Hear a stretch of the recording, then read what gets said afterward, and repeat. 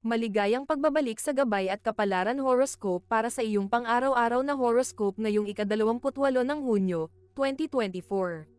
Dahil ang araw at planetang Mercury ay nasa sektor ng Cancer at ang buwan ay nasa sektor ng Pisces, ang tema ng horoscope natin ngayon ay pinalakas na emosyonal na intuisyon at potential misunderstandings. Ang araw na ito ay puno ng emosyonal na lakas at katalinuhan, na magbibigay daan sa mas malalim na pag-unawa at koneksyon sa mga mahal sa buhay. Gayunpaman, ang parehong emosyonal na intensidad ngayon ay maaari ring magdulot ng hindi pagkakaunawaan kung hindi malinaw na maipapahayag ang mga nararamdaman. Magpakita ng malinaw at mahinaong komunikasyon upang maiwasan ang mga posibleng alitan. Tingnan natin ang horoscope para sa bawat zodiac sign at alamin kung ano ang inihanda ng mga bituin para sa iyo. Aries, ang araw na ito ay nagdadala ng emosyonal na kamalayan na magagamit mo sa iyong trabaho. Maaaring magkaroon ng isang sitwasyon kung saan kailangan mong ipahayag ang iyong mga ideya sa isang proyekto. At ang iyong pagkamapagbigay ay magbibigay daan sa mas maganda at produktibong talakayan. Para sa mga single, ito ay isang magandang araw para makipagkilala sa bagong tao sa isang sosyal na pagtitipon. Sa mga nasa relasyon, ang araw na ito ay magandang pagkakataon para sa malalim na pag-uusap at mas maayos na pag-unawa sa isa't isa. Sa pamilya, maglaan ng oras upang makinig sa mga pangangailangan ng bawat isa. Sa pananalapi, mag-ingat sa mga impulsive buying at mag-focus sa pag-ipon. Ang maswerteng kulay mo ay pula. Iwasan ang mga hindi pinag-iisipang mga kilos upang maiwasan ang mga hindi pagkakaunawaan. Taurus, ang emosyonal na enerhiya ngayon ay magpapalakas ng iyong kakayahang magbigay ng suporta sa iyong mga kasamahan sa trabaho. Isang magandang halimbawa ay ang pagkakaroon ng bukas na komunikasyon sa mga proyekto, na magdudulot ng mas maayos na pagsasakatuparan ng mga layunin. Para sa mga single, ang iyong pagiging maalalahanin ay maaaring magdulot ng interes mula sa isang espesyal na tao. Sa mga nasa relasyon, ang pagtutok sa pagkakaroon ng mas maraming oras na magkasama ay magpapalalim ng inyong koneksyon. Sa bahay, ang oras kasama ang pamilya ay magiging mapayapa at puno ng pagmamahalan. Sa pananalapi, mag-ingat sa mga biglaang gastos. Ang maswerteng kulay mo ay berde. Iwasan ang pagiging masyadong sensitibo sa mga komento ng iba upang mapanatiling kalmado. Gemini, ang araw na ito ay nagdadala ng katalinuhan sa emosyonal na aspeto na magagamit mo sa iyong career. Ang iyong kakayahang makinig at umunawa sa mga kasamahan ay magdudulot ng mas produktibong araw. Para sa mga single, maaaring magkaroon ka ng pagkakataon na makilala ang isang taong may parehong interes sa intelektual na aspeto. Sa mga nasa relasyon, ang mga malalim na pag-uusap ay magpapatibay sa inyong ugnayan. Sa pamilya, maging bukas sa mga opinyon ng bawat isa at maglaan ng oras para sa kasiyahan. Sa pananalapi, iwasan ang mga impulsive na desisyon at mag-focus sa praktikalidad. Ang maswerteng kulay mo ay dilaw. Iwasan ang pag-aalala sa mga maliliit na bagay upang mapanatiling kalmado.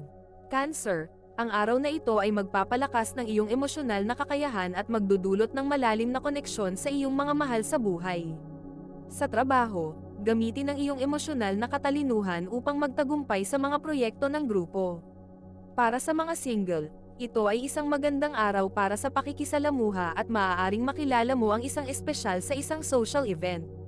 Sa mga nasa relasyon, ang pagtutok sa pagkakaroon ng mas maraming oras na magkasama ay magpapalalim ng inyong koneksyon. Sa bahay, asahan ang masayang oras kasama ang pamilya. Sa pananalapi, mag-ingat at iwasan ang mga desisyong pinansyal na ginawa ng mabilisan. Ang maswerteng kulay mo ay puti. Iwasan ang pakikipagtalo at tiyakin ang mapayapang komunikasyon. Leo, ang iyong emosyonal na enerhiya ay magbibigay sa iyo ng lakas upang maging inspirasyon sa iyong mga kasamahan sa trabaho. Maaaring magkaroon ng isang sitwasyon kung saan kailangan mong ipahayag ang iyong mga ideya sa isang proyekto, at ang iyong pagkamapagbigay ay magbibigay daan sa mas maganda at produktibong talakayan. Para sa mga single, ito ay isang magandang araw para makipagkilala sa bagong tao sa isang sosyal na pagtitipon. Sa mga nasa relasyon, ang araw na ito ay magandang pagkakataon para sa malalim na pag-uusap at mas maayos na pag-unawa sa isa't isa. Sa pamilya, maglaan ng oras upang makinig sa mga pangangailangan ng bawat isa. Sa pananalapi, mag-ingat sa mga impulsive buying at mag-focus sa pag-ipon. Ang maswerteng kulay mo ay ginto. Iwasan ang pagiging magulo sa pagdesisyon upang maiwasan ang mga hindi pagkakaunawaan. Virgo, ang iyong emosyonal na kakayahan ay magbibigay sa iyo ng lakas upang maging inspirasyon sa iyong mga kasamahan sa trabaho o negosyo. Maaaring magkaroon ng isang sitwasyon kung saan kailangan mong ipahayag ang iyong mga ideya sa isang proyekto, at ang iyong pagkamapagbigay ay magbibigay daan sa mas maganda at produktibong talakayan. Para sa mga single, ito ay isang magandang araw para makipagkilala sa bagong tao sa isang pagtitipon. Sa mga nasa relasyon, ang araw na ito ay magandang pagkakataon para sa malalim na pag-uusap at mas maayos na pag-unawa sa isa't isa. Sa pamilya, maglaan ng oras upang makinig sa mga pangangailangan ng bawat isa. Sa pananalapi, mag-ingat sa mga impulsive buying at mag-focus sa pag-ipon. Ang maswerteng kulay mo ay asul. Iwasan ang paiba-ibang desisyon upang maiwasan ang mga hindi pagkakaunawaan. Libra, ang araw na ito ay magpapalakas ng iyong emosyonal na kakayahan at magdudulot ng malalim na koneksyon sa iyong mga mahal sa buhay. Sa trabaho, gamitin ang iyong emosyonal na katalinuhan upang mapalago ang trabaho o negosyo. Para sa mga single, ito ay isang magandang araw para sa pakikisalamuha at maaaring makilala mo ang magpapatibok ng iyong puso sa isang pagtitipon. Sa mga nasa relasyon, ang pagbakasyon kasama ang kapareha ay magpapalalim ng inyong koneksyon. Sa bahay, asahan ang masayang oras kasama ang pamilya. Sa pananalapi, mag-ingat sa pamimili ng maraming gamit para sa trabaho o negosyo. Ang maswerteng kulay mo ay pink. Iwasan ang pagiging masyadong sensitibo sa mga komentaryo upang mapanatili ang kapayapaan. Scorpio, ang iyong emosyonal na lakas ngayon ay magbibigay daan sa iyo upang makipag-ugnayan ng mas maayos sa iyong mga kasamahan. Ang isang proyekto sa trabaho ay maaaring makakuha ng mas mabilis na progreso dahil sa iyong kakayahang magbigay ng malinaw at mahinahong komunikasyon. Para sa mga single, maaaring may dumating na pagkakataon na makilala ang isang tao sa isang di inaasahang paraan. Para sa mga nasa relasyon, asahan ang mas malalim na koneksyon at pag-unawa sa isa't isa. Sa pamilya, maglaan ng oras para sa isang masayang bonding activity. Sa pananalapi, mag-ingat sa mga desisyon na pinansyal na maaaring maging sanhi ng stress. Ang maswerteng kulay mo ay itim. Iwasan ang pagiging masyadong emosyonal sa trabaho upang mapanatili ang profesionalismo. Sagittarius, ang araw na ito ay magdadala ng mas malalim na pag-unawa sa iyong mga personal na relasyon. Sa trabaho, ang iyong pagiging maalalahanin ay magbibigay ng positibong epekto sa iyong mga proyekto. Para sa mga single, ito ay isang magandang araw para sa mga bagong pakikipagkaibigan na maaaring magdulot ng romantikong posibilidad. Para sa mga nasa relasyon, ang araw na ito ay nagbibigay daan sa mas maayos na komunikasyon at pag-unawa. Sa pamilya, ang oras na magkasama ay magiging masaya at lubos ng pagmamahalan. Sa pananalapi, iwasan ang mga impulsive na desisyon. Ang maswerteng kulay mo ay purple. Iwasan ang pakikipagtalo sa mga mahal sa buhay upang mapanatili ang kapayapaan.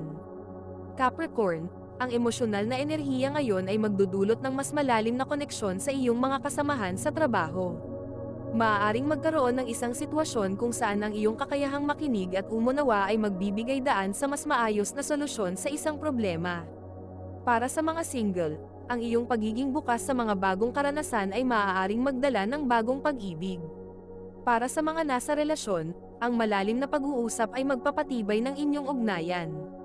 Sa pamilya, maglaan ng oras upang makinig at suportahan ang bawat isa. Sa pananalapi, mag-focus sa pag-iwas sa mga hindi kinakailangang gastos. Ang maswerteng kulay mo ay brown. Iwasan ang pagiging masyadong kritikal upang maiwasan ang hindi pagkakaunawaan. Aquarius, ang araw na ito ay nagdadala ng emosyonal na katalinuhan na magagamit mo sa iyong trabaho. Maaaring magkaroon ng isang sitwasyon kung saan ang iyong pagiging makatarungan ay magbibigay daan sa isang mas magandang desisyon sa trabaho. Para sa mga single, ang iyong pagiging bukas sa mga bagong karanasan ay maaaring magdala ng bagong pag-ibig. Para sa mga nasa relasyon, ang malalim na pag-uusap ay magpapatibay ng inyong ugnayan. Sa pamilya, maglaan ng oras upang makinig at suportahan ang bawat isa. Sa pananalapi, mag-focus sa pag-iwas sa mga hindi kinakailangang gastos.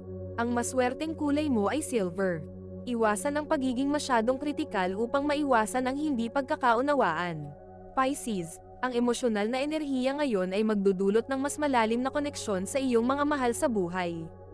Sa trabaho, gamitin ang iyong emosyonal na katalinuhan upang magtagumpay sa mga proyekto ng team. Para sa mga single, ito ay isang magandang araw para sa pakikisalamuha at maaaring makilala mo ang isang espesyal na tao sa isang social event. Sa mga nasa relasyon, ang pagtutok sa pagkakaroon ng mas maraming oras na magkasama ay magpapalalim ng inyong koneksyon. Sa bahay, asahan ang masayang oras kasama ang pamilya. Sa pananalapi, mag-ingat sa mga impulsive buying. Ang maswerteng kulay mo ay aqua. Iwasan ang pagiging masyadong sensitibo sa mga komentaryo ng ibang tao tungkol sa'yo. Ito ay isang gabay lamang at nasa inyo kung paano ninyo tatanggapin ang horoscope para sa araw na ito. Kung nagustuhan ninyo ang iyong horoscope, paki-thumbs up at mag-subscribe sa aming channel at pindutin ang notification bell para maging updated sa aming mga pang-araw-araw na horoscope. Salamat sa panonood at hanggang sa susunod, naway palagi kayong gabayan ng mga bituin at naway mapuno ang inyong mga puso ng hiwaga.